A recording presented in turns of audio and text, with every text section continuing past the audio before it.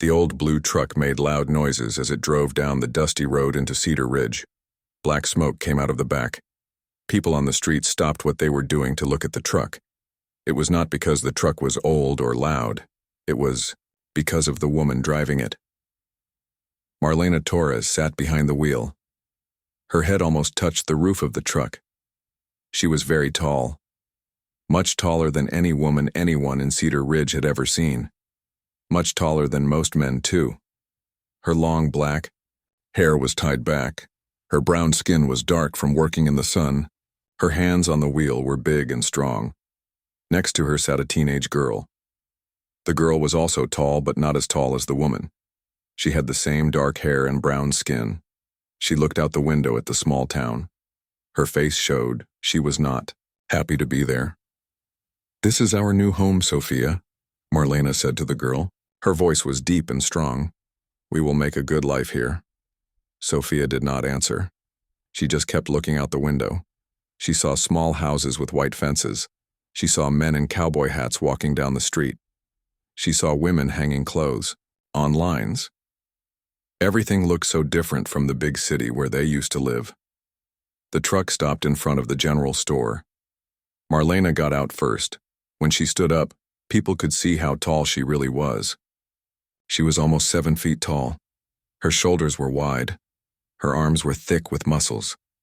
She wore blue jeans and a white shirt. Even in regular clothes, she looked very strong. Sophia got out of the truck, too. She was 16 years old and already 6 feet tall. In the city, she was the tallest girl in her school. Here in this small town, she felt like a giant. "Mama, everyone is staring at us," Sophia whispered. "Let them look," Marlena said. "We have nothing to hide." They walked into the general store. The bell above the door rang. Inside, a short man with gray hair stood behind the counter. His mouth opened when he saw Marlena. He had never seen a woman so tall. "Good morning," Marlena said. "I am Marlena Torres. This is my daughter, Sophia. We just moved here." The man behind the counter blinked several times. I am Tom Miller. I own this store. Welcome to Cedar Ridge." "Thank you," Marlena said. "We need some food and supplies. We will be living in the old Johnson house on Maple Street." Tom Miller nodded. He knew the house. It had been empty for 2 years. It was a big house. Good thing too, he thought, looking at how tall the woman was. As they shopped, more people came into the store. Word was already spreading around town about the giant woman and her daughter. People found reasons to come to the store just to see them. They tried not to stare, but it was hard not to look. Marlena picked up bags of flour and sugar like they weighed nothing. She carried boxes that would be heavy for most men. Sophia stayed close to her mother. She could feel everyone watching them. Outside the store, a crowd was starting to form. People whispered to each other. Some children pointed until their mothers told them to stop. "Look at the size of her," one woman said. "She must be 7 feet tall," said another. "Maybe more," said a man in a cowboy hat. Just then, there was a loud crash from behind the store. Everyone turned to look. A worker had been moving supplies when a heavy wooden beam fell. It trapped him underneath. The beam was thick and long. It would take several men to lift it. "Help!" the worker cried. "I cannot move." Several men ran toward the beam. They tried to lift it, but it was too heavy. The worker was in pain. His leg was caught underneath. Marlena heard the noise. She saw what happened. Without thinking, she ran toward the trapped man. The crowd watched as she reached the beam. "Move back," she told the men who were trying to help. Marlena bent down and put her hands under the beam. She took a deep breath. Then she lifted. The beam came up off the ground. She lifted it like it was made of wood, not heavy timber. The men stared with their mouths open. "Pull him out," Marlena said, holding the beam above her head. 2 men quickly pulled the worker to safety. Only then did Marlena lower the beam back to the ground. She did not even look tired. The worker sat up. His leg hurt, but it was not broken. "Thank you," he said to Marlena. "You saved me." The crowd was silent. They had never seen anything like this. A woman had just lifted something that several men could not move. From across the street, another man watched everything happen. His name was Jake Mackenzie. He was 6 feet 4 inches tall and built like the wrestler he used to be. He had short, brown hair under his cowboy hat. His face was tanned from working outside. His blue eyes were focused on the tall woman. Jake had lived in Cedar Ridge his whole life. He had never seen anyone, man or woman, lift something that heavy so easily. He was impressed and curious at the same time. Marlena looked up from helping the worker. Her eyes met Jake's across the crowd. For a moment they just looked at each other. Jake touched the front of his hat in a respectful nod. Marlena nodded back. "Who is that man?" Sophia asked her mother quietly. "I do not know," Marlena said. But she kept looking at him. Jake owned a ranch outside of town. He raised cattle and horses. He was 35 years old and had never been married. Most people in town thought he was too proud to settle down. The truth was that Jake was lonely. He worked hard every day, but he came home to an empty house every night. His ranch was in trouble too. His business partner had left town 6 months ago. Now Jake had to do all the work by himself. It was too much for one person. He was thinking about selling the ranch and moving away. But seeing this strong woman made him think different thoughts. He wondered what her story was. He wondered why she had come to Cedar Ridge. The crowd slowly broke up. People went back to their daily work, but they kept talking about what they had seen. Marlena and Sophia finished their shopping and loaded their truck. As they drove away, Marlena looked in her mirror. She could see Jake still standing in the street, watching them leave. That was some woman, Jake said to himself. He had wrestled with some of the strongest men in the state, but he had never seen anyone lift a beam like that, not even him. That evening, Jake ate dinner alone at his kitchen table. He kept thinking about the tall woman with the strong arms and the serious eyes. He wondered if he would see her again, The same time, Marlena and Sophia unpacked boxes in their new house. It was a good house with high ceilings, perfect for tall people. "Do you think we will be happy here, Mama?" Sophia asked. Marlena looked out the window toward the direction of Jake's ranch, though she did not know that was where he lived. "I think we might be," she said. Saturday night in Cedar Ridge meant one thing: the weekly social gathering at the community center. Everyone in town came to dance, eat, and talk. It was the biggest event of the week. Marlena stood in front of her bedroom mirror. She had only been in town for 5 days, but people already knew who she was. The giant woman, they called her. She brushed her long black hair and put on her best dress. It was dark blue and simple, but it looked good on her. "Do we have to go, Mama?" Sophia asked from her room. She was nervous about meeting all the town, people at once. "Yes, we do," Marlena said. "We live here now. These people are our neighbors. We need to get to know them." Sophia came out wearing a yellow dress. She was beautiful, but she looked worried. "What if they all stare at us again?" "Then they stare," Marlena said. "We have done nothing wrong. We are just taller than most people." They walked to the community center together. Marlena's high heels made her even taller than usual. People on the street turned to look as they passed. Some waved, others just stared. The community center was full of people. Tables were set up around the room with food. A small band played music in one corner. Couples danced in the middle of the floor. Children ran around between the adults. When Marlena and Sophia walked in, the room got quiet for a moment. Then people started talking again, but many kept looking at them. "There she is," someone whispered. "Look how tall they both are," said another person. Tom Miller from the general store came over to them. "Welcome, welcome," he said. "I am glad you came tonight." "Thank you for inviting us," Marlena said. "Let me introduce you to some people," Tom said. He led them around the room. Marlena met the doctor, the school teacher, the banker, and many others. Everyone was polite, but she could tell they were all very curious about her. Sophia met some girls her own age. They seemed nice, but she could see them looking up at her height. She was used to this, but it still made her feel different. Across the room, Jake Mackenzie stood with some other ranchers. He wore his best shirt and clean jeans. His boots were polished. He had been watching the door, waiting to see if Marlena would come. When she walked in, he felt his heart beat faster. She looked beautiful in her blue dress. Her hair was down, around her shoulders. She carried herself with confidence, even with everyone staring at her. "That is one impressive woman," said his friend Bill. "Sure is," Jake agreed. "You should go talk to her," Bill said. "You have been alone too long." Jake was not sure about that. He was not good at talking to women, especially not women who could probably lift him over their heads. The band started playing a slow song. Couples moved onto the dance floor. Jake watched as Marlena stood by herself looking at the dancers. Sophia was talking to some teenagers across the room. Jake took a deep breath. He walked across the room toward Marlena. People watched him go. Everyone in town knew Jake. He was respected but quiet. He kept to himself most of the time. "Good evening," Jake said when he reached her. Marlena turned to look at him. Up close, she could see he was very tall too. Not as tall as her, but close. His shoulders were wide and strong. His blue eyes were kind.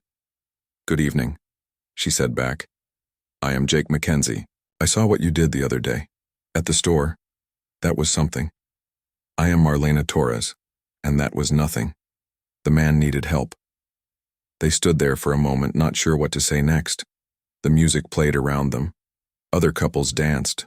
"Would you like to dance?" Jake asked. Marlena looked surprised. Most men were afraid to dance with her because of her height. "You are sure?" "I am sure," Jake said. They walked onto the dance floor together. Jake put his hand on her waist. Marlena put her hand on his shoulder. They began to move slowly to the music. Everyone in the room watched them dance, the tall woman and the cowboy. They looked good together. Both were strong and graceful. "You are a good dancer," Marlena said. "So are you," Jake replied. "I have not danced in a long time." "Why not?" Jake thought for a moment. "I guess I have been too busy working and too alone." Marlena understood what he meant. She had been alone too since her husband died 2 years ago. When the song ended, they walked off the dance floor. People were still watching them. Some smiled. Others whispered to each other. Jake and Marlena found a quiet corner to talk. Sophia was still with the other teenagers, laughing at something one of them had said. "How do you like Cedar Ridge so far?" Jake asked. "It is a good town," Marlena said. "Small, but good. The people seem nice." "Most are," Jake said. "Some take time to warm up to new people. But they mean well."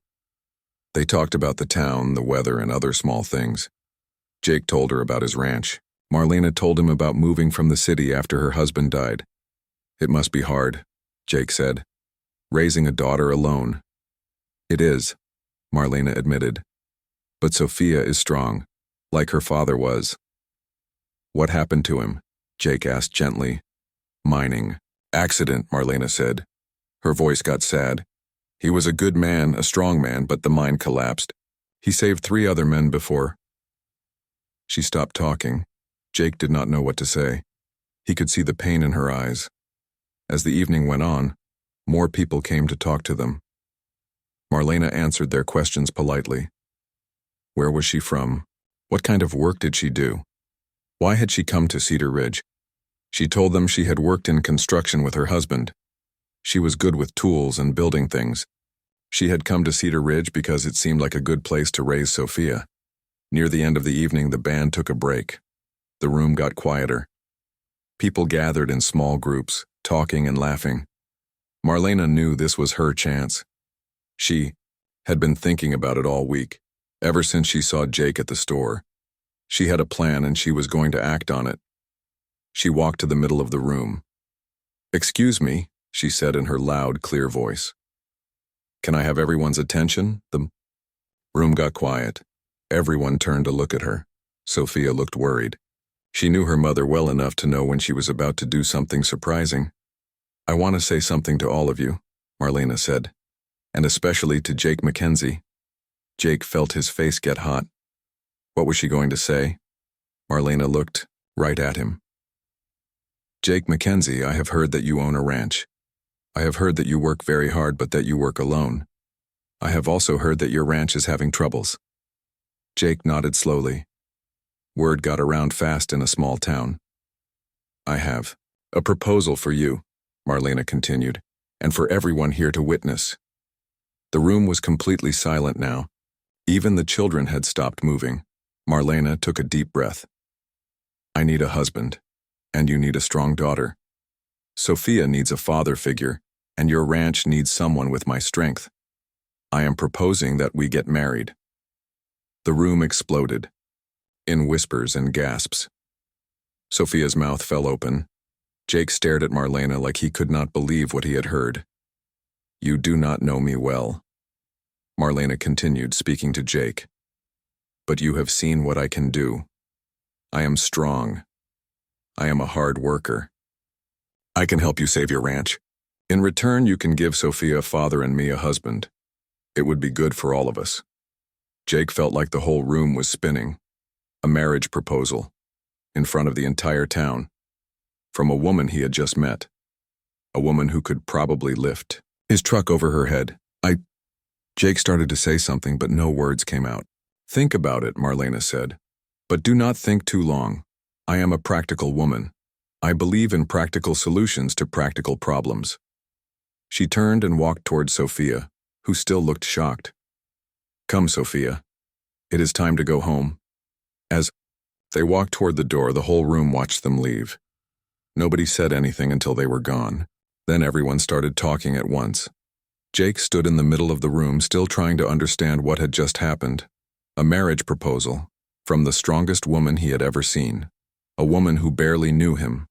But as he thought about it, he realized she was right about some things. His ranch was in trouble.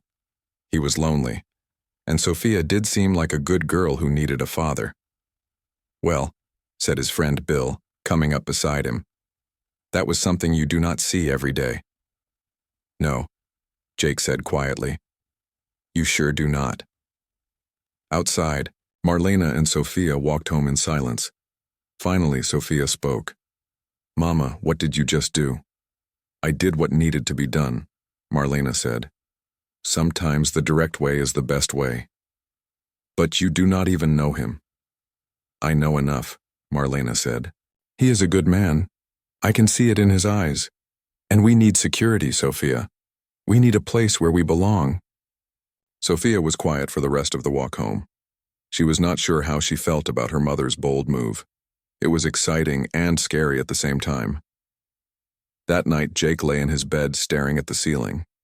He kept thinking about Marlena's words. About her proposal. About the way she had looked at him when she said it was crazy. But maybe it was not as crazy as it seemed. Maybe it was exactly what they both needed. Sunday morning came too soon for Jake. He had not slept well. Every time he closed his eyes, he saw Marlena standing in the middle of the community center. He heard her voice saying those words. I need a husband, and you need a strong daughter. Jake made coffee and sat on his front porch.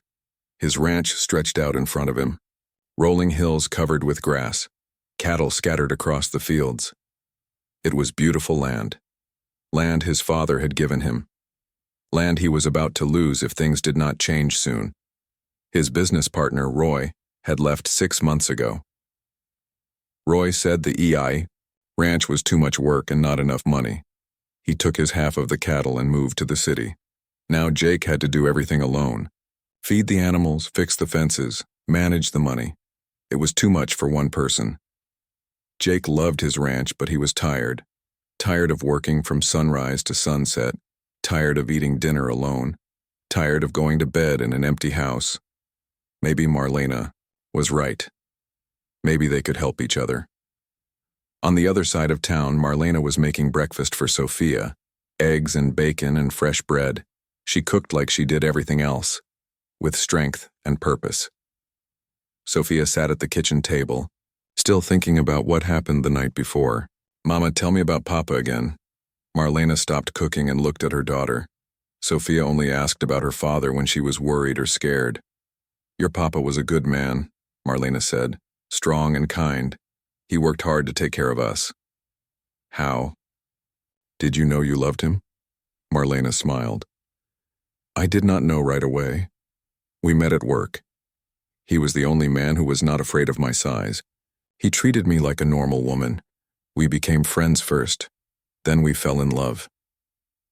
Do you love Jake Mackenzie? Marlena was quiet for a moment. I do not know Jake well enough to love him, but I respect him. That is a good place to start. What, if he says no?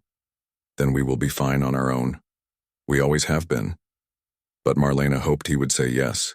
She had watched him at the dance. She saw how he treated other people, with respect and kindness. She saw how he looked at Sophia, like he was already thinking of her as a daughter.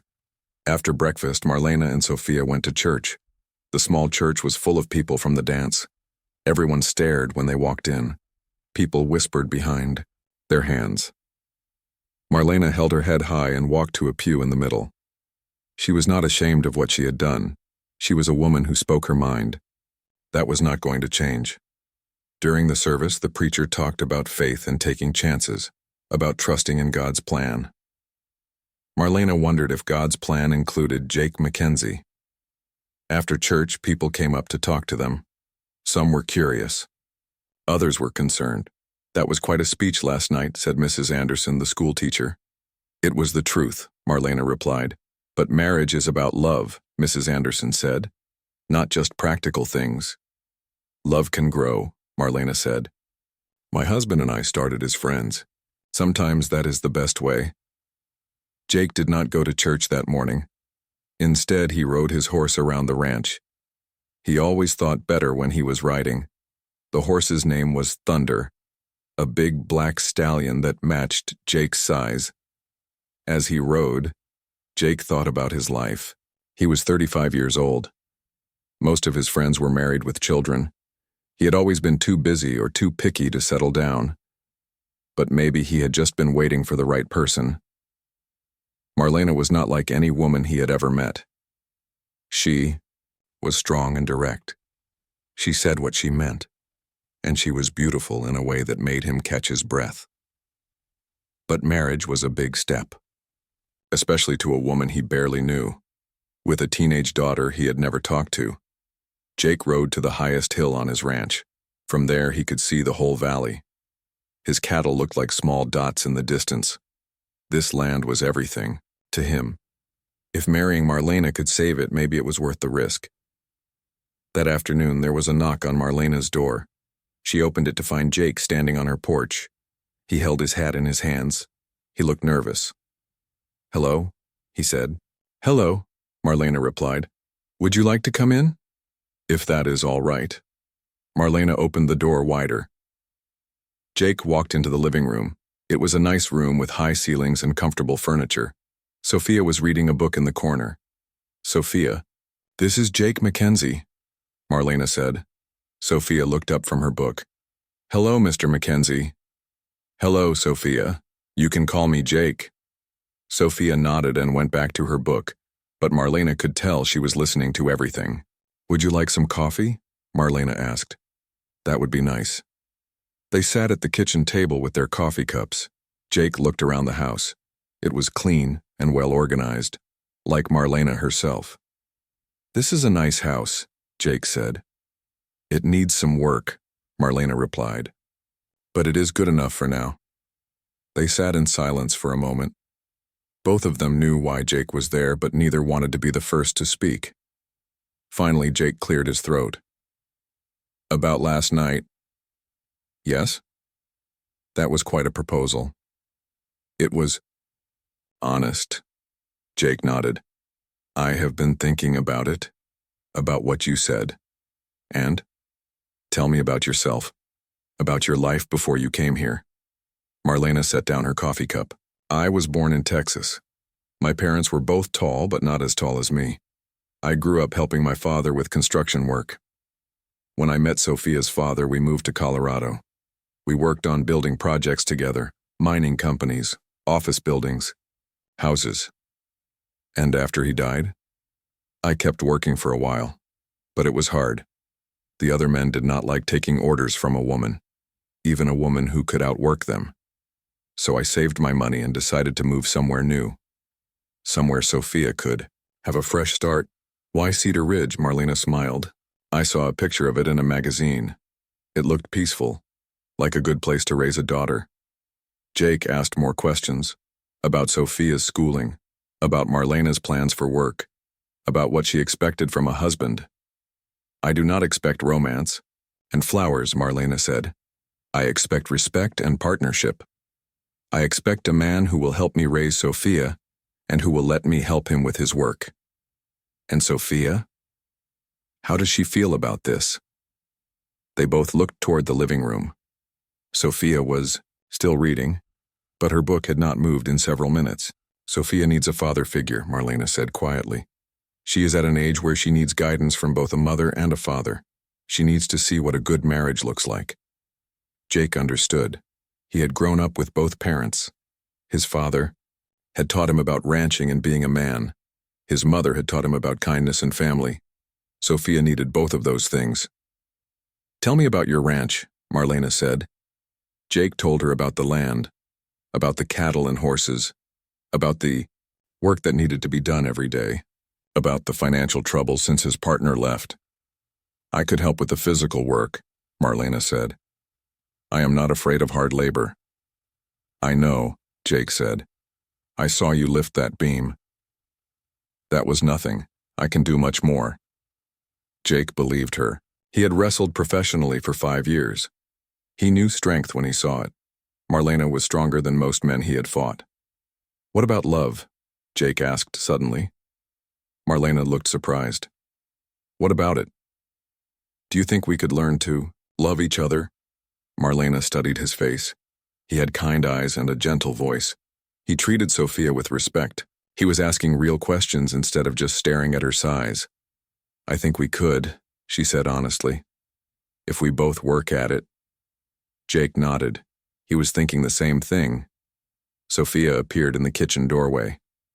Can I ask Mr. Jake something? Of course, Marlena said. Sophia walked over to the table. Do you have horses on your ranch? I do, Jake said. Several horses. Do you like horses? I love them, Sophia said. Her whole face lit up. I used to ride when Papa was alive. He taught me. Would you like to see my horses sometime? Really? Could I? Jake looked at Marlena. She nodded. How about next Saturday? Jake said. You and your mother could come to the ranch. I could show you around. That would be wonderful, Sophia said. Then she looked at her mother. Is that okay, Mama? That is fine, Marlena said. Sophia went back to her reading, but now she was smiling. Jake and Marlena talked for another hour. About practical things like money and work schedules. About personal things like hopes and fears. The more they talked, the more Jake realized that Marlena's proposal made sense. When Jake got ready to leave, he stood up and put on his hat. Marlena, he said, I have a proposal for you too. She looked at him with interest. Come to my ranch, next Saturday. Meet my horses, see the land, see what kind of life we could have together. Then we can both decide if this marriage idea is really what we want. Marlena smiled. That sounds fair. Good, Jake said. I will pick you up at 9 in the morning. After Jake left, Sophia came into the kitchen. I like him, Mama. So do I, Marlena said. Do you think he will say yes? I think he might. That night, both Jake and Marlena went to bed feeling hopeful. They were both practical people who had made a practical decision. But maybe, just maybe, it could be more than that. Maybe it could be the beginning of something beautiful. Monday morning came with bad news. Jake was fixing a fence when his neighbor Bill rode up fast on his horse. Bill's face looked worried. Jake, you need to know what people are saying in town, Bill said, getting off his horse. Jake stopped working and wiped sweat from his face. What do you mean? About you and that Torres woman. People are talking. Some of them are not saying nice things. Jake felt his stomach get tight. What kind of things? Some folks think she is trying to trick you. that she just wants your land. Others think you're crazy for even thinking about marrying someone you just met. Jake picked up his hammer and hit a fence post harder than he needed to. What I do is my business. I know that. But you should hear what they are saying. Mrs. Patterson thinks the woman is not normal. She says no woman should be that strong. Dr. Wilson is worried about the girl, says she needs to be around normal-sized people. Jake felt anger rising in his chest. Marlena and Sophia are fine people, better than most in this town. I am just telling you what I heard, Bill said. I like them both, but you know how people talk. After Bill left, Jake could not focus on his work. He kept thinking about the gossip, about people judging Marlena and Sophia before they even knew them. It made him mad, but it also made him worried. What if people were right? What if he was making a mistake? In town, Marlena was having her own problems. She had gone to the bank to ask about a job. She needed work to support herself and Sophia. The bank manager, Mr. Stevens, was a short man with thin hair. He looked nervous when Marlena sat down across from his desk. She had to fold her long legs to fit in the small chair. I am looking for work, Marlena said. I have experience in construction, building, physical labor. Mr. Stevens cleared his throat. Well, Mrs. Torres, that is interesting, but we do not have any construction jobs in town right now. What about other work? I am willing to do anything. The problem is, Mr. Stevens looked uncomfortable. Well, you are very large. Most of our local businesses are not set up for someone of your size. Marlena felt her face get hot. My size has never stopped me from working before. I am sure that is true. But this is a small town. People here are not used to someone like you. Someone like me. You know what I mean. Marlena stood up. Her head almost touched the ceiling. Mr. Stevens leaned back in his chair. I know exactly what you mean, Marlena said. You mean someone who is different. Someone who makes other people uncomfortable just by existing. Now, Mrs. Torres, I did not say that. You did not have to. Marlena walked toward the door. Thank you for your time, Mr. Stevens. As she left the bank, Marlena felt frustrated and angry. She had hoped Cedar Ridge would be different, but people were the same everywhere. They were afraid of what they did not understand. At the school, Sophia was having her own troubles. She had started classes that morning. The teacher, Mrs. Anderson, was kind, but the other students stared at Sophia like she was from another planet. During lunch, Sophia sat alone at a table. She was used to being tall, but here she felt like a giant. The other girls whispered and pointed. The boys made jokes about basketball. Hey, giant girl, called out a boy named Tommy. How is the weather up there? The other kids laughed. Sophia felt her face turn red. She wanted to disappear. A girl named Emma sat down next to Sophia. Emma was small and had red hair. Do not listen to Tommy, she said. He is mean to everyone. Thank you, Sophia said quietly. I am Emma. I heard about your mother's speech at the dance. That was brave. Or crazy, Sophia said.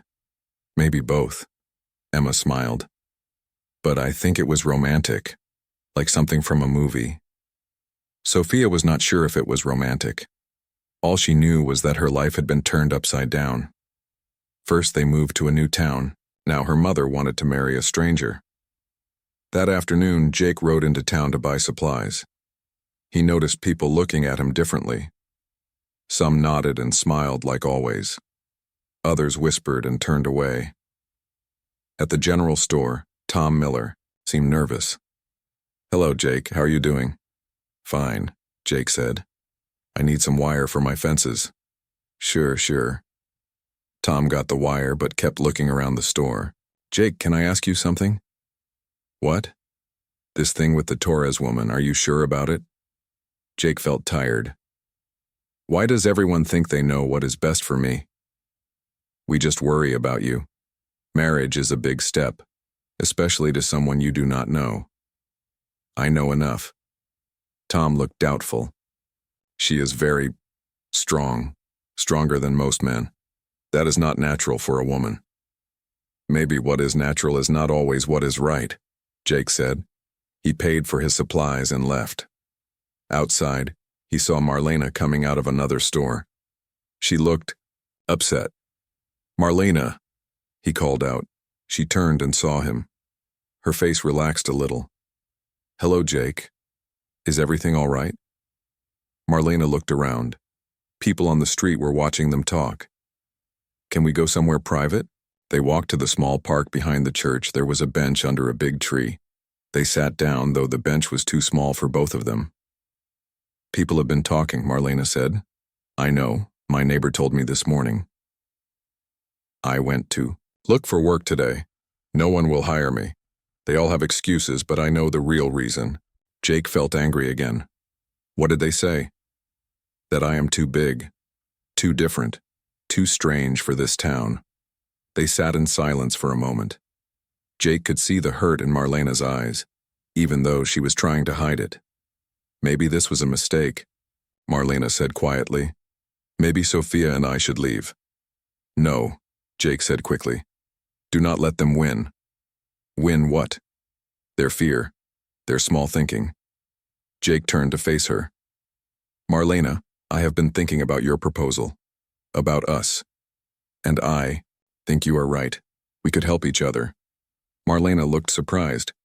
"Even with all this talk?" "Especially with all this talk.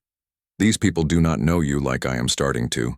They do not see your strength as a gift. They see it as a threat." "What about you? Do you see it as a threat?" Jake smiled. "I see it as exactly what I need." Just then, Sophia appeared on the path. She had been walking home from school and saw them in the park. "Hi, Mr. Jake," she said, but her voice sounded sad. "Hello, Sophia. How was your first day of school?" Sophia shrugged. It was okay. But Marlena could tell it was not okay. She knew that look on her daughter's face. "What happened?" Marlena asked. "Nothing really. Just the usual things. People staring, making comments about my height. Some boy called me giant girl." Jake felt his jaw get tight. "What was the boy's name?" "Tommy something. It does not matter. I am used to it. You should not have to be used to it," Jake said. That evening, Jake sat on his porch thinking. His ranch was quiet except for the sound of cattle in the distance. He thought about Marlena and Sophia, about the problems they were all facing. His ranch was in trouble. He was lonely. Marlena needed work and a stable home for Sophia. Sophia needed to feel like she belonged somewhere. Maybe the town gossips were right. Maybe marrying Marlena was crazy. But maybe crazy was exactly what they all needed. The next morning, Jake made a decision. He rode to Marlena's house early, before most people in town were awake. Marlena answered the door in her work clothes. She looked tired. "Jake, what are you doing here so early?" "I came to offer you a job." "A job?" "On my ranch. I need help with the cattle and the fences and 100 other things. You said you were strong and willing to work. I believe you." Marlena stared at him. "Are you serious?" "Very serious. The pay is not much, but it comes with a place to live, if you want it. There is a small house on the property. You and Sophia could move there." "What about what people will say?" "Let them say whatever they want. I need help. You need work. Everything else is just noise." Sophia appeared behind her mother. She had heard everything. "Would I still go to school in town?" Sophia asked. "If you want to," Jake said. "Or there are other options. Homeschooling. The next town over has a bigger school." Sophia looked at her mother. "What do you think, Mama?" Marlena thought about it. Working on Jake's ranch would solve several problems. She would have work. Sophia would have a home. And they would be away from the gossiping people in town. "When do we start?" Marlena asked. Jake smiled. "How about right now? I could use help fixing a fence that broke yesterday."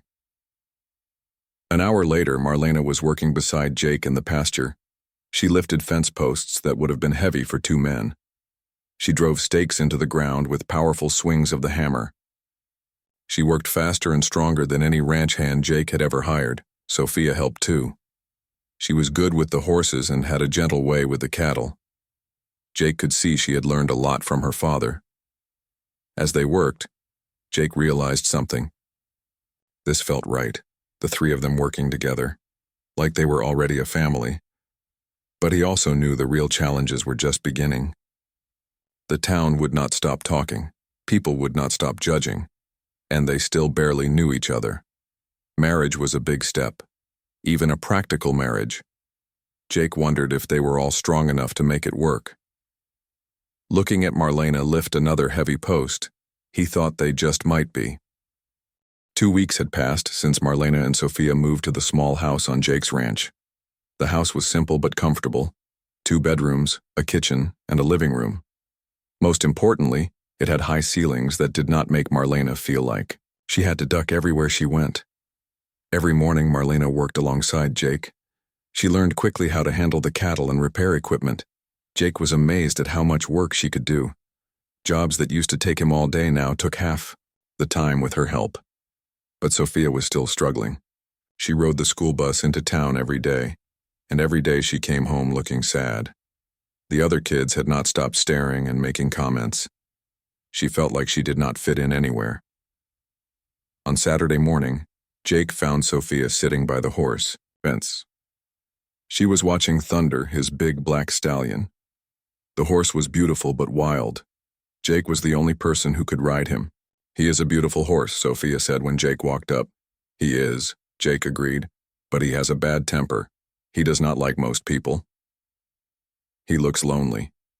Jake looked at Sophia. She was right. Thunder did look lonely, like Sophia herself. "Would you like to learn to ride?" Jake asked. Sophia's eyes got wide. "Really? You would teach me?" "If your mother says it is okay." They found Marlena in the barn cleaning tools. When Jake asked about riding lessons, she looked worried. "Is it safe?" she asked. "I will start her on Buttercup," Jake said. "She is the gentlest horse on the ranch." Buttercup was a small brown mare with kind eyes. She was perfect for beginners. Marlena agreed, but only if she could watch the first lesson. Jake started by teaching Sophia how to brush and saddle Buttercup. Sophia's hands were gentle but sure. She talked to the horse in a soft voice. Buttercup seemed to like her right away. "You have a good way with horses," Jake said. "Your father taught you well. He said horses can feel if you are afraid or angry. You have to be calm and confident." Jake helped Sophia up onto Buttercup's back. Sophia was tall for her age, but she looked small on the horse. Jake held the lead rope and walked Buttercup slowly around the corral. "How does it feel?" Jake asked. "Wonderful," Sophia said. Her whole face was shining with happiness. Marlena watched from the fence. She had not seen Sophia smile like that since before her father died. Maybe coming to the ranch was the right decision after all. Over the next few days, Jake gave Sophia riding lessons every evening after school. She learned quickly. Soon she was riding Buttercup around the corral by herself. "She is a natural," Jake told Marlena one evening. They were sitting on the porch of the main house watching Sophia ride. "Her father would be proud," Marlena said. "Tell me more about him," Jake said. Marlena was quiet for a moment. "His name was Carlos. He was not as tall as me, but he was very strong. Strong in his heart, I mean. He never made me feel bad about my size. He said I was perfect the way I was. He sounds like a good man." He was. He wanted Sophia to be strong and independent, but also kind and caring. He would have liked you, I think. Jake felt honored by that. He was starting to care about Sophia like she was his own daughter, and he was starting to have deeper feelings for Marlena too. One evening, Sophia asked if she could try riding Thunder. Jake said no immediately. "Thunder is too dangerous. He has thrown every rider except me." "But I am a good rider now," Sophia said. "And I think he likes me." It was true. Thunder had been acting different around Sophia. Usually he would not let anyone near his stall except Jake. But when Sophia walked by, Thunder would come to the fence and let her pet his nose. "Maybe someday," Jake said. "When you have more experience." Sophia was disappointed, but she did not argue. She respected Jake's knowledge about horses. The next week brought trouble. A group of cattle had wandered through a broken fence and were scattered across the hills. It would take days to find them all. I will have to ride out and look for them, Jake told Marlena. It might take a while. I will come with you, Marlena said. It is hard work. Long days in the saddle. Marlena smiled. I think I can handle it. They packed supplies and rode out together, leaving Sophia with Emma's family in town. For 3 days they searched the hills and valleys for the missing cattle. Marlena rode better than Jake expected. She was not as experienced as him, but she was strong and determined. When they found cattle stuck in a ravine, Marlena climbed down and helped push them out. When a cow got trapped in thick mud, Marlena waded in and lifted it free. On the second night, they camped under the stars. They made a fire and cooked beans and coffee. As they ate, they talked about their lives and their dreams. What do you want for Sophia's future? Jake asked. I want her to be happy, Marlena said. I want her to find someone who loves her for who she is, not someone who is afraid of her strength. She will, Jake said. She is a special girl. What about you? Do you want children of your own someday? Jake poked at the fire with a stick. I always thought I did, but now I think I would be happy being Sophia's stepfather, if she would have me. Marlena felt something warm in her chest. Not just attraction, but something deeper. Respect and caring. I think she would like that, Marlena said quietly. That night, as they slept in their separate bedrolls, both of them felt closer than they had before. They were becoming real partners. On the third day, they found the last of the missing cattle. As they drove them back toward the ranch, a sudden storm hit. Rain poured down, and lightning flashed across the sky. We need to find shelter, Jake shouted over the wind. They took cover in an old line shack on the far edge of the property. It was a small building that ranch hands used during cattle drives. Inside, it was dry but cold. Jake built a fire in the old stove while Marlena took care of the horses. They were both soaked and shivering. We should get out of these wet clothes, Jake said. We have some old blankets here. They turned their backs to each other and changed into dry clothes from their packs. When they sat by the fire to warm up, Marlena noticed Jake looking at her differently. What? She asked. You amaze me, Jake said. The way you handled everything out there, the cattle, the weather, all of it. I have never met anyone like you. Is that good or bad? It is very good. They sat close to the fire, sharing the warmth. Without thinking about it, Jake reached over and took Marlena's hand. It was big and strong, but soft too. Marlena did not pull away. She looked at their joined hands and felt something she had not felt since Carlos died. The beginning of love. Jake, she said softly. Yes? I think this could really work. Us, I mean. Jake squeezed her hand. I think so too. The storm passed during the night. In the morning, they rode back to the ranch together. They did not talk much, but there was a new understanding between them. When they got home, Sophia was waiting for them. She had missed them both. How did it go? She asked. Good, Jake said. We found all the cattle. Sophia looked back and forth between Jake and her mother. Something was different. They seemed closer somehow. That evening, while Sophia was doing homework, Jake and Marlena sat on the porch again. Sophia asked me something today, Marlena said. What? She asked if I was falling in love with you.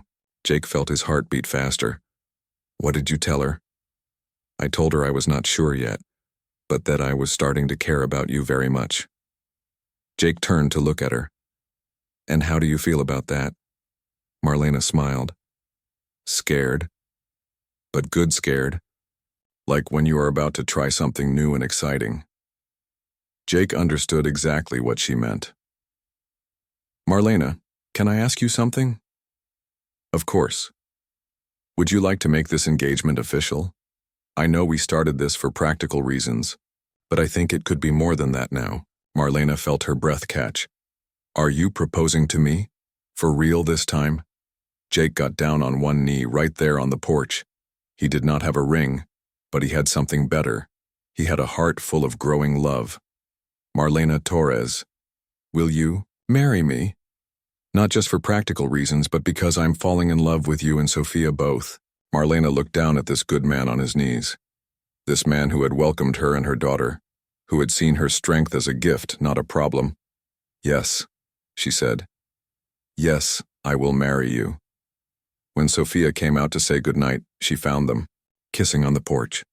Instead of being embarrassed, she smiled. Her family was finally complete again. 3 weeks after Jake's proposal, life on the ranch had settled into a good rhythm. Marlena worked hard every day, and Jake found himself depending on her more and more. Sophia was getting better at riding and seemed happier than she had been since moving to Cedar Ridge, but their peaceful life was about to be tested. On a hot Tuesday morning, 3 men in expensive suits drove up to the ranch house. They got out of a big black car and looked around like they owned the place. Jake was fixing a water pump when he saw them. He did not recognize any of them. Strangers in suits usually meant trouble. Can I help you?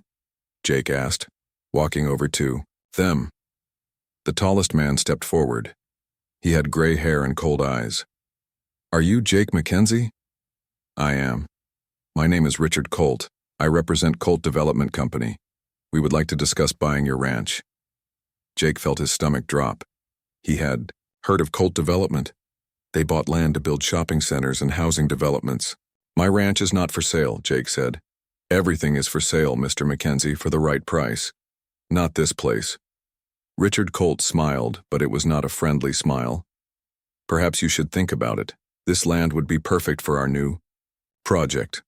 We are planning a large shopping center with restaurants and stores. I said no. We are prepared to offer you twice what this land is worth. Jake shook his head. This ranch has been in my family for 30 years. I am not selling. The second man, shorter with a mustache, stepped forward. Mr. McKenzie, let me be direct. We want this land. We always get what we want. It would be better for everyone if you sold to us willingly. Is that a threat? It is advice, the man said. Just then, Marlena came around the corner of the barn. She was carrying a heavy piece of equipment that would normally take 2 men to lift. When she saw the strangers, she set it down and walked over. The 3 men stared at her. Even in work clothes with dirt on her face, Marlena was impressive. Her height and strength were obvious. Who are these men? Marlena asked Jake. Land developers. They want to buy the ranch. Marlena looked at the 3 men with cold eyes. And Jake told them no? I did. Then they should leave. Richard Colt looked angry. And who are you? I am Marlena Torres, Jake's fiancée. The giant woman from town, the mustache man said. We heard about you. What did you hear? That you are not normal. That no woman should be your size. Marlena stepped closer to the man. She was a full foot taller than him. What else did you hear? The man stepped back. He looked nervous. We heard that you are trying to trick McKenzie into marriage, Richard Colt said. That you just want his land. Jake felt anger rise in his chest. You need to leave. Now. We are just having a conversation, Colt said. No, Jake said. You are insulting my fiancé and threatening me. That is not a conversation. The third man, who had been quiet until now, spoke up. McKenzie, you seem like a reasonable man. But this land deal is going to happen, with or without your cooperation. What does that mean? It means we have other ways to get what we want. Legal ways. We can make life very difficult for you. Marlena stepped forward. Is that another threat? It is a fact, Richard Colt said. We have lawyers, we have money. We have influence with the county government. If you do not sell, we can make sure you lose this ranch anyway. Jake felt trapped. He knew men like these had power. They could tie him up in legal battles for years. They could make it impossible for him to operate his ranch. Think about it, Colt said. We will be back in 1 week for your answer. The 3 men got in their car and drove away. Jake and Marlena stood watching until they were gone. They mean business, Jake said. So do we, Marlena replied. That evening they told Sophia what had happened. She looked scared. Will we have to move again? Sophia asked. Not if I can help it, Jake said.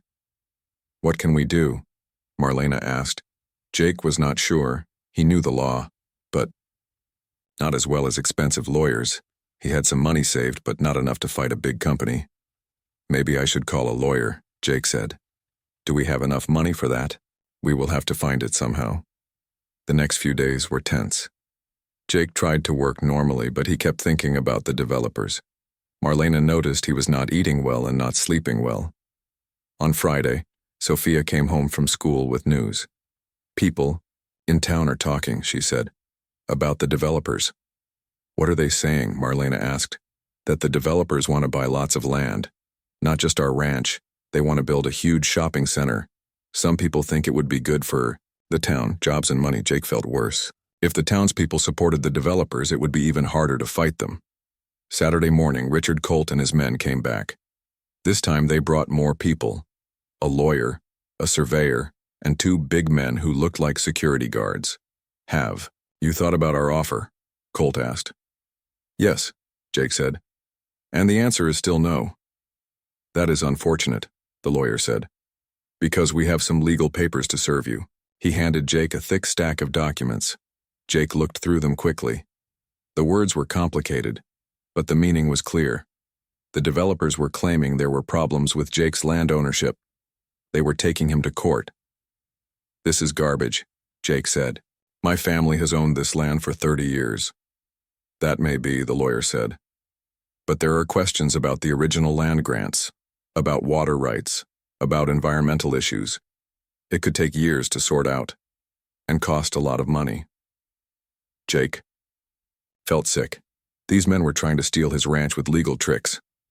You have 30 days to respond to these papers, the lawyer continued. I suggest you get a good attorney. You will need one.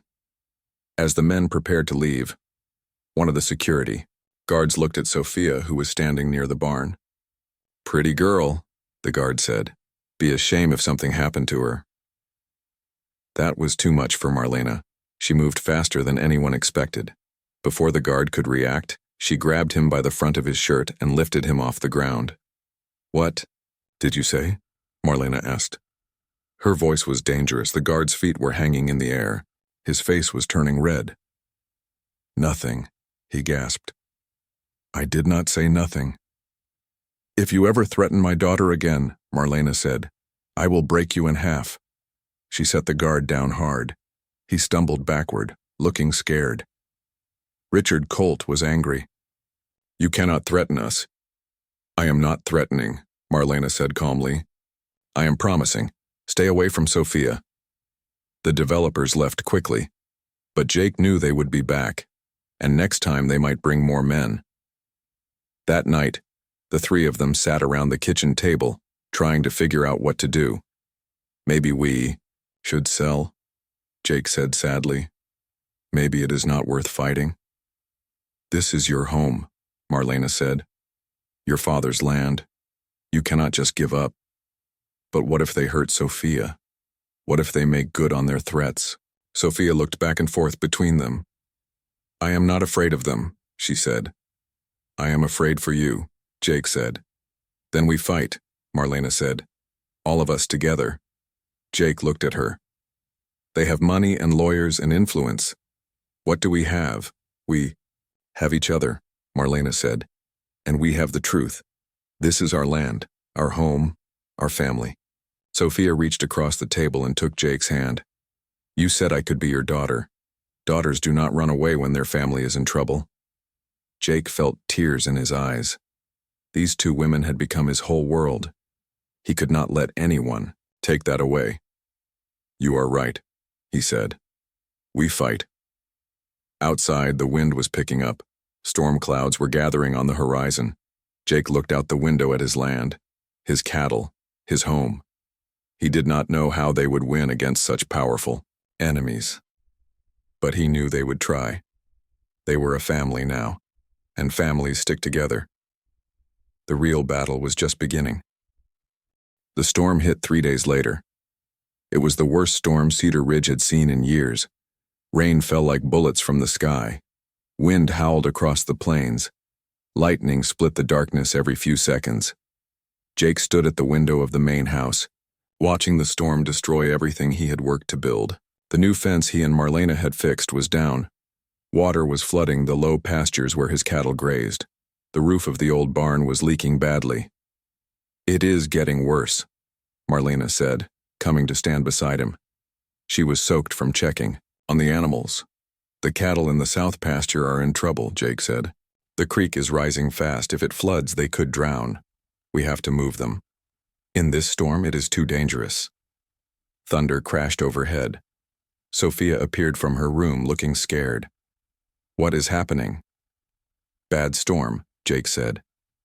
"But we are safe in the house." Another flash of lightning lit up the sky. In that moment, Jake saw something that made his blood freeze. The creek had already flooded. His cattle were trapped on a small hill that was becoming an island. "They are going to die," Jake said. Marlena looked out and saw what he saw. 20 head of cattle trapped by rising water. If they did not act soon, the animals would either drown or die of cold. "We have to try," Marlena said. "Not we. Me. You and Sophia stay here where it is safe." "No," Marlena said firmly. "We are partners. We do this together." "Mama, it is too dangerous," Sophia said. But Marlena was already putting on her raincoat. "Jake, get the ropes. I will saddle the horses." Jake knew there was no point in arguing. When Marlena made up her mind, nothing could change it. They ran through the rain to the barn. The horses were nervous from the storm, but Jake and Marlena managed to saddle Thunder and Buttercup. The wind was so strong they could barely stand up. "How do we get across the water?" Jake shouted over the storm. "Thunder is strong enough to swim across," Marlena said. "I will ride him over and start moving the cattle. You follow with Buttercup. Thunder does not let anyone else ride him. He will let me." Before Jake could stop her, Marlena had climbed onto Thunder's back. The big stallion was nervous, but he did not try to throw her off. Somehow Marlena's calm strength made him trust her. Sophia watched from the barn door as her mother rode into the storm. "Be careful, Mama." Marlena guided Thunder toward the flooded creek. The horse hesitated at the water's edge, but Marlena urged him forward. Thunder stepped into the current and began to swim.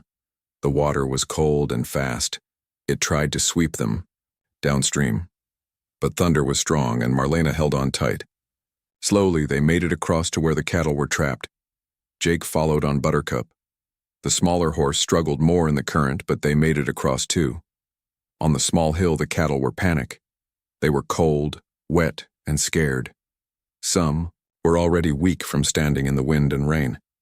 "We need to get them to move," Jake shouted. Marlena was already working. She used her rope to guide the first cow toward the water.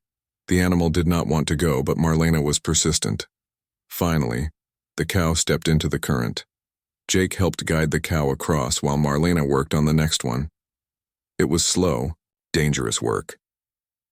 The water kept rising. The current kept getting stronger. They had moved 10 cattle when disaster struck. Thunder slipped on the muddy bank and fell. Marlena was thrown from his back into the rushing water. "Marlena!" Jake screamed. The current caught her immediately. She tried to swim, but her heavy clothes and boots pulled her down. The water swept her downstream toward a grove of trees. Jake did not think. He jumped off Buttercup and dove into the water after her. The current was incredibly strong. It felt like the river was trying to kill him. He saw Marlena's head above water for a moment, then she disappeared again. Jake swam harder than he had ever swum in his life. His lungs burned. His muscles screamed. Finally, he reached her. She was caught on a fallen tree branch, unconscious. Blood ran from a cut on her forehead. Jake grabbed her and held on to the branch. "Marlena, wake up." She did not respond. Jake knew he had to get her out of the water fast, or they would both die. Using all his strength, Jake pulled them both toward the bank. It took forever. Several times he thought he would have to let go, but he kept thinking about Sophia, about their family, about how much he loved this strong, brave woman. Finally, they reached solid ground. Jake dragged Marlena up onto the muddy bank and checked if she was breathing. She was, but barely. "Come on, Marlena, do not leave me now." He picked her up and carried her toward higher ground. She was heavy, but Jake's fear gave him extra strength. He found an old hunting cabin and broke down the door. Inside, Jake laid Marlena on an old cot and started a fire in the fireplace. He took off her wet clothes and wrapped her in old blankets. She was so cold her lips were blue. "Please wake up," Jake whispered. "I cannot do this without you." Hours passed. The storm raged outside while Jake sat beside Marlena, holding her hand. He talked to her about everything, about his feelings, about their future, about how much Sophia needed her. "I love you," he said. "I know we started this as a practical arrangement, but it became real for me. You and Sophia are my whole world now." Just before dawn, Marlena's eyes opened. "Jake?"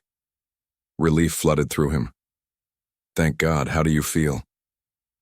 "Like I got hit by a train." She tried to sit up and winced. "What happened?" Jake told her about the fall, the rescue, and the long night in the cabin. Marlena listened with growing amazement. "You saved my life," she said. "You would have done the same for me." Marlena reached up and touched his face. "Jake, I need to tell you something." "What?" "I love you too. Not because you are practical or convenient. I love you because you are good and brave and kind. Because you love Sophia like she is your own daughter." Jake felt tears in his eyes. "Really?" "Really." They held each other as the storm finally began to die down outside. When the sun came up, they rode back to the ranch together on Thunder, who had found his way home. Sophia was waiting for them, worried sick. When she saw them both alive, she started crying. "I thought I lost you both," she said. "Never," Marlena said, hugging her daughter tight. "We are a family. Families do not give up on each other." Jake joined the hug. For the first time since his parents died, he felt like he truly belonged somewhere. Later that day, they learned that most of the cattle had survived the storm. The ones they had moved to safety were all fine. The ranch had suffered damage, but nothing that could not be repaired. More importantly, they had learned something about themselves. They were not just partners anymore. They were not just convenient for each other. They were a real family built on love and trust and shared struggles. That evening, as they sat around the kitchen table planning repairs to the ranch, Sophia asked, "A question. Are you two going to get married for real now? Not just for practical reasons?" Jake and Marlena looked at each other and smiled. "Yes," they said at the same time. Sophia grinned. "Good. Because I already picked out my dress for the wedding." Outside, the storm clouds were clearing. Stars appeared in the dark sky. The ranch was damaged but not destroyed. The family was stronger than ever. And somewhere in town, Richard Colt was getting reports that his legal troubles with the ranch might be harder to solve than he thought. Word was spreading about the brave couple who had risked their lives to save their cattle. People were starting to take sides. The fight for the ranch was not over. But now Jake and Marlena were fighting for something more than land. They were fighting for love. 1 month after the storm, life had changed completely for Jake, Marlena, and Sophia. Word had spread through Cedar Ridge about how they had risked their lives to save the cattle. People who had once gossiped about the giant woman and her strange family now spoke of them with respect. The legal battle with Colt Development was going better too. Tom Miller from the general store had organized the townspeople to support Jake. They hired a lawyer together and discovered that Colt's legal papers were full of lies. The company had tried this same trick in other towns. But the biggest change was in the family itself. The storm had washed away the last barriers between them. They were no longer 3 separate people trying to make a practical arrangement work. They were truly a family. Sophia had blossomed since the storm. She made friends at school, including Emma, and even some of the boys who had teased her before. Her confidence grew every day as she saw how proud Jake and Marlena were of her courage during the crisis. Jake had never been happier. His ranch was thriving with Marlena's help. More importantly, he woke up every morning excited to see the two women who had become his whole world. And Marlena had found what she had been searching for since Carlos died. A place where her strength was valued, not feared. A man who loved her for exactly who she was. A home where Sophia could grow up feeling safe and proud. On a beautiful Saturday morning in October, Sophia was getting ready to ride Thunder. Jake had finally agreed to let her try the big stallion, and today was the day. "Are you sure about this?" Marlena asked Jake as they watched Sophia brush Thunder's coat. "She is ready," Jake said. "Thunder trusts her, and she has the skills." Sophia had been working with Thunder for weeks, building trust slowly. The horse, who had once been wild and angry, was now gentle around her. It was like Sophia's calm confidence had tamed the wildness in both of them. Jake helped Sophia up onto Thunder's back. The horse stood perfectly still, waiting for her signal. Sophia took the reins and gently urged Thunder forward. They moved together like they had been partners for years. Thunder responded to Sophia's slightest touch. She guided him around the corral with grace and skill that amazed both Jake and Marlena. "She looks like she was born to ride," Marlena said.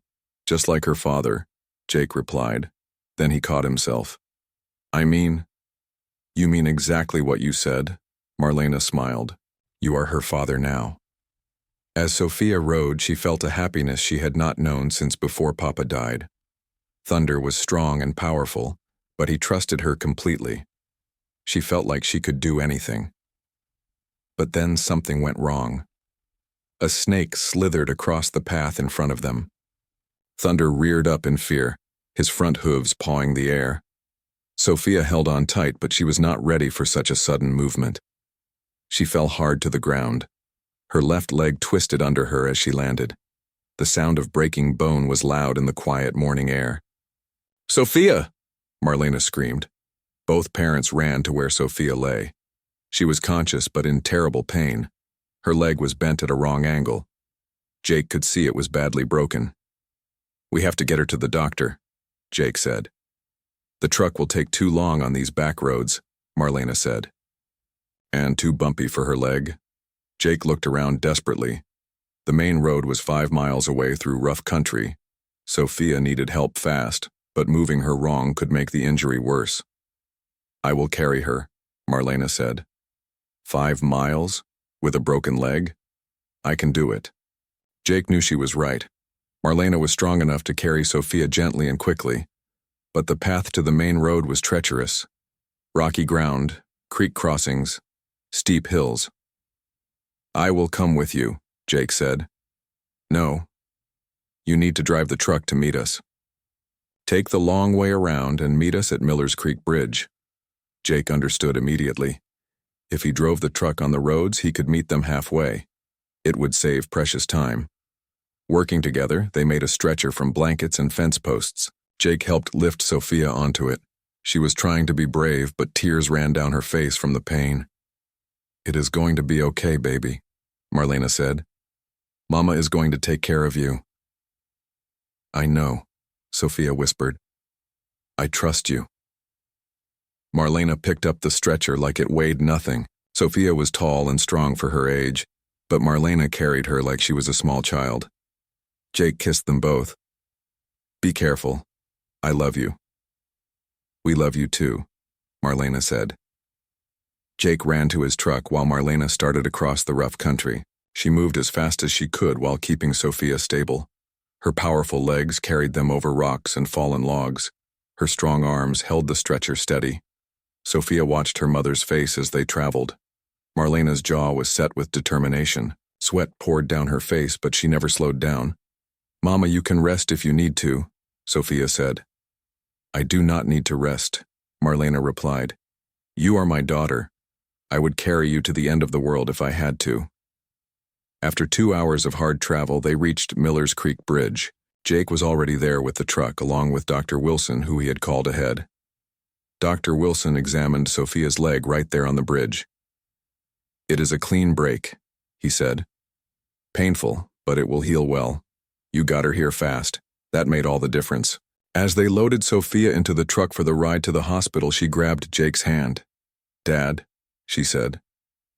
It was the first time she had called him that. Jake felt his heart overflow.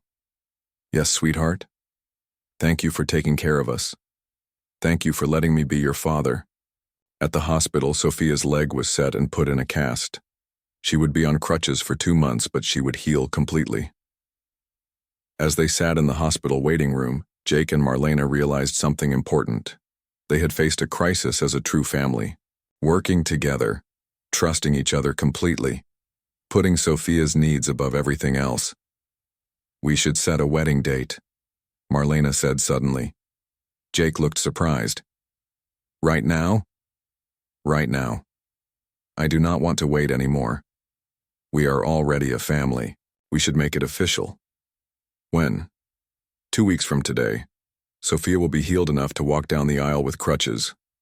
Jake smiled. "That sounds perfect."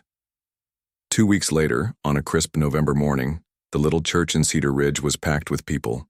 The same people who had once gossiped about the giant woman and her strange family had come to celebrate their wedding. Sophia walked down the aisle first, moving carefully on her crutches. She wore a beautiful yellow dress and a smile that lit up the whole church. In her free hand, she carried a small box. Marlena followed, wearing a simple white dress that Jake's mother had worn 30 years before. She looked beautiful and strong and happy. Jake waited at the altar in his best suit, his heart pounding with joy.